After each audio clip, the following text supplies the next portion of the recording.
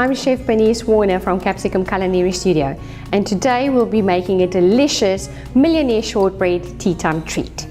I'm going to run you through the ingredients, so let's start with the base. So we're going to do our shortbread base. So our ingredients are the following. So we've got our butter, 150 grams of unsalted butter. We will be moving over to 75 grams of light golden brown sugar.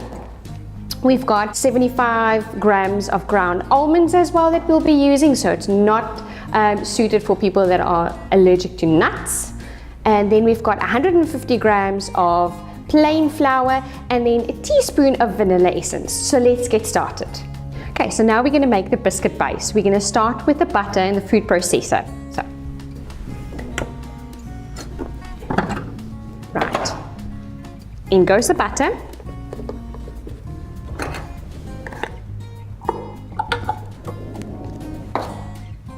Then our sugar, ground almonds, and our flour,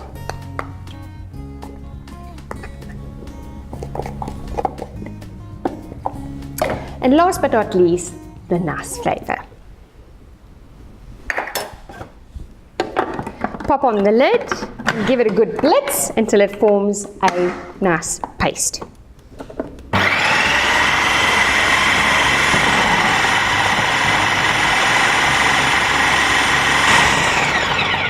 Here we go, it comes to a nice paste. And what we've got now is a nice biscuit dough. And what we're going to do is, in our ready lined tray, we're going to press down a biscuit base which we are going to bake. So what you want to do is get that in all the corners and use your fingers. This is the nice messy bit that you can get to play around with, almost like Play-Doh. So we're going to press it into our base. And remember, we need to get it nice and smooth and level because it will bake evenly as well.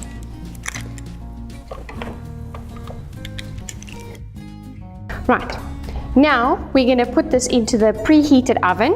I set it at 170 degrees, and as soon as I put it in, I need to turn it down to 160 for about 15 to 20 minutes.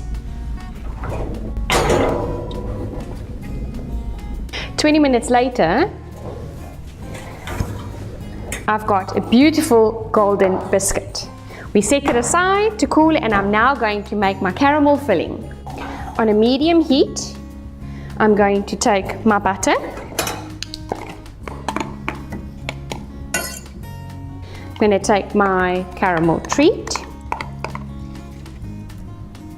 and it's a half a tin of caramel treat, and 50 grams of butter that I've put in there, and then my light brown sugar, which is 50 grams, and then I've got 1 teaspoon of golden syrup, and I'm going to use my rubber spatula to mix everything together until it forms a beautiful caramel texture.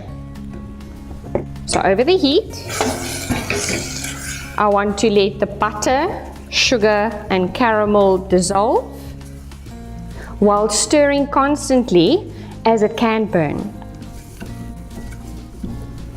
Now that my caramel has reached the correct stage, I'm going to switch off the heat and I'm going to use Cerebos desert salt from their artisanal range.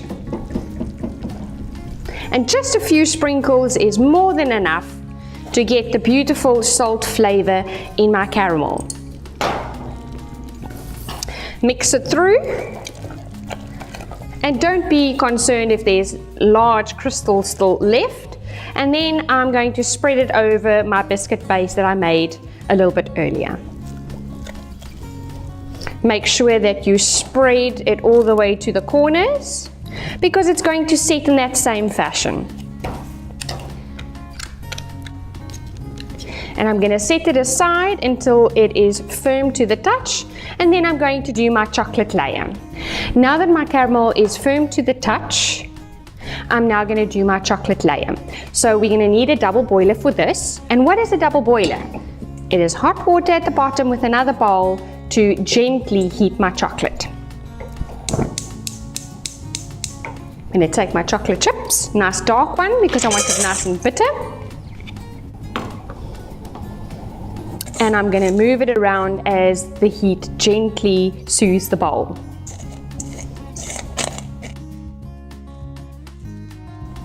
Now that my chocolate has melted sufficiently, I'm going to spread it onto my set caramel.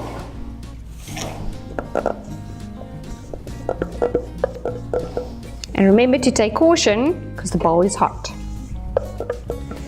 And then last but not least, I'm going to introduce over my top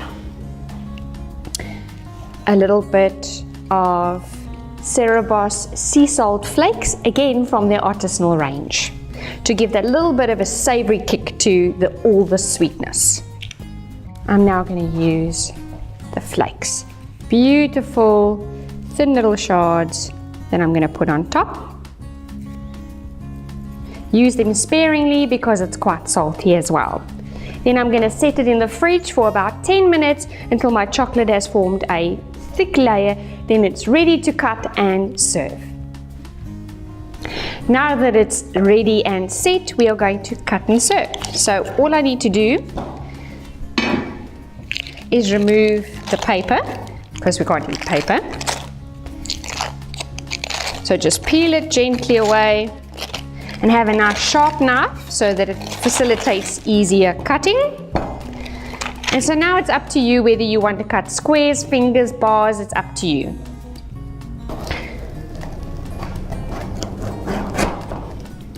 And there we go.